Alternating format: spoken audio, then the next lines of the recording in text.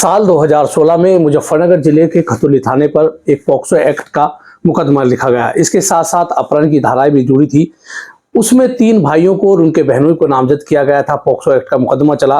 उस मुकदमे में 3 लोगों ने अपनी जमानत करा ली, जबकि एक मुलजिम उसमें पेश नहीं हो रहा था। उनके वकील ने उसकी फाइल अलग कराई और 3 लोगों को ट्रायल शुरू किया। और ट्रायल का नतीजा रहा कि उन्होंने अपने साक्ष्य संकलन इस तरह से किए, अदालत के सामने साक्ष्य उस तरह से रखे कि तीनों लोगों को अदालत को बरी करना पड़ा। हमारे साथ वकील साहब हैं, पुलिस साहब हैं। आप बताइए, आपने वो मुकदमा लड़ा, क्या पूरी कहानी थी, किस तरह वो लोग नामजद हुए थे, आप बताएंगे? थाना खतौली में पीड़िता के पिता मुकेश कुमार ने रिपोर्ट दर्ज कराई कि मेरी पुत्री जो 17 साल की है अपनी बुआ के यहाँ खतौली गई हुई थी। शाम के 7 बजे 4 मुलजिम ललित, विकास, देवी सिंह और सुभाष और 2 अज्ञात व्यक्ति 3 मोटरसाइकिल पे गए, तमंचे के बल पे उसका अपहरण कर लिया और उसको उठा के ले गए। तो उसके बाद उसकी एफआईआर दर्ज होती है, 364, 452 की एफआईआर दर्ज होती है, बाद में कन्वर्ट होती है 63-66 पॉक्सो एक्ट में कन्वर्ट होती है। तो इस तरह का धाराओं का अदला बदली का मामला कैसे चला? क्या वादी ने सही मुकदमा दर्ज नहीं कराया था? नहीं, 364 अपहरण की थी। बाद में ये पता लगा कि वो जो है अपनी मर्जी से गई है, नहीं शादी के उससे ले गए हैं। तो फिर 363-66 में, क्योंकि इसकी उम्र कम थी, इसलिए फिर उसको उसमें बदल दिया गया। तो इस मुकदमे में 4 लोग नामजद हुए, 2 अज्ञात थे। 3 लोगों के खिलाफ पुलिस ने चार्जशीट दी। एक मुलजिम आपके अलग है, उसकी सेपरेट फाइल अलग चली है।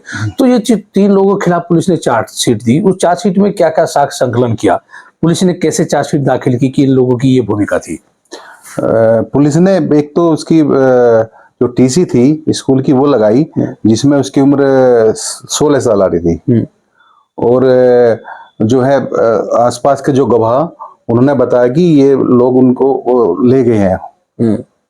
अच्छा, आसपास के लोगों की गवाही के आधार पे जब ट्रायल शुरू होता है तो किस तरह से आपने कड़ियां जोड़ी कि अपने लोगों को, जो आपके वकील थे, उनको कैसे साबित किया कि बेगुनाह है? जो बयान हुए न्यायालय में, वो वादी और जो पीड़िता है दोनों के बयान में विरोधाभास रहा। क्योंकि पीड़िता ने बताया कि मुलजिम जो है 3 बाइक पाए थे और उसके पिता ने बताया 2 बाइक पाए थे। तो इस तरह की, जैसे आपने बाइकों का जोड़ा, और किस तरह के साक्ष्य को जोड़ा गया कि नहीं, मेरे जो मुवक्किल हैं ये बेकसूर हैं, इन्होंने अपराध नहीं किया है? वादी ने बताया कि लड़की जो जिस समय घटना है उस समय उसने कक्षा 8 पास की थी, जबकि पीड़िता ने बताया कि मैंने कक्षा 10 पास की थी।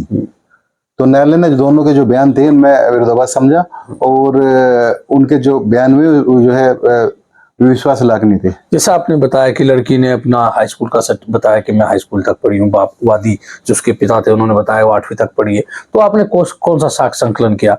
हाई स्कूल की उसकी टीसी या मार्कशीट उपलब्ध कराई या 8वीं की आपने जिले में?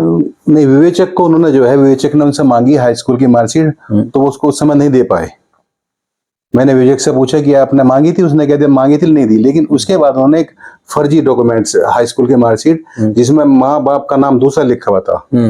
बाप का जो नाम था मुकेश नहीं था, श्यामपाल था। तो पुलिस ने उस मार्कशीट को शामिल किया था? नहीं, वो उनके वकील साहब ने न्यायालय में लगाई थी। न्यायालय में लगाई थी। हाँ। तो 2 डॉक्यूमेंट्स हो गए, जिसमें हाई स्कूल में जो है इसके माँ बाप का नाम अलग था और जो कक्षा 8 की थी उसमें जो है उसके माँ बाप का नाम सही था। उसमें सही था। तो जब आपने ये केस अपने हाथ में लिया, आपको लगता था कि आज जब अदालतें पॉक्सो एक्ट जैसे मुकदमे में तेजी से सजा कर रही है, तो आपको उम्मीद थी जो आपके मौके बेकसूर हैं आप उनको बचा पाएंगे? हाँ, ये उम्मीद थी। कैसे, किस आधार पर? जब आपने केस डायरी पढ़ी, उसकी चार्जशीट पढ़ी, तो क्या लगता था उसमें आपने क्या क्या कमियां ढूंढी कि नहीं, ये आगे चलकर जब अदालत में एविडेंस रखी जाएगी, अदालत को सबूत दिखाए जाएंगे, तो अदालत आपकी बात मानेगी, आपके मुवक्किल को बरी करेगी? क्योंकि लड़की ने बताया कि वो 13 दिन तक उनके साथ रही है और 13 दिन तक साथ रही, तो उसने कभी बचने निकलने की कोशिश नहीं की, ना जो है उसने किसी को कहा कि मुझे इन्होंने जबरदस्ती रख रखा है। ये बात थी उसमें एक तो। और दूसरी बात ये थी क्योंकि जो है उसने अलग अलग बयान दिए हैं। फिर जैसे वो कोर्ट में उसने ये भी बयान दिया कि मेरे तो इन लोगों ने बलात्कार भी किया है, लेकिन कोर्ट ने उसकी बात को नहीं माना कि आपने 164 में नहीं बताई चीज ये, अब आप यहाँ बता रही हो। तो कहीं ना कहीं जो वादी की तरफ से साक्ष्य दिए गए, वादी की तरफ से एविडेंस दिए गए, बयान दिए गए, तो उन सब में विरोधाभास था और उसी विरोधाभास का आपने फायदा उठाया। जी। वो साबित नहीं हो पाया क्योंकि संदेह से परे रहा। वो दोनों के बयान अलग अलग रहे हैं और इसमें जो है उसने क्योंकि जो कागज थे वो प्रूव नहीं हो पाए, इनके उम्र का कागज कोई प्रूव नहीं कर पाए अपना वे।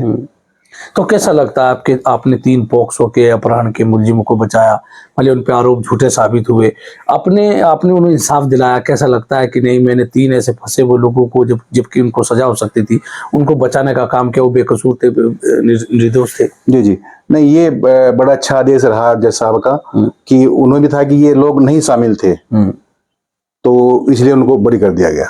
तो ये थे धर्मेंद्र पुंडीर, जिन्होंने 3 ऐसे बेकसूर लोगों को पॉक्सो और अपहरण जैसी धाराओं से अपने द्वारा साक्ष्य संकलन करके अदालत के सामने ऐसे सबूत रखे कि अदालत को उनको बरी करना पड़ा। मैं हूं राशिद अली और आप देख रहे हैं खोजी न्यूज।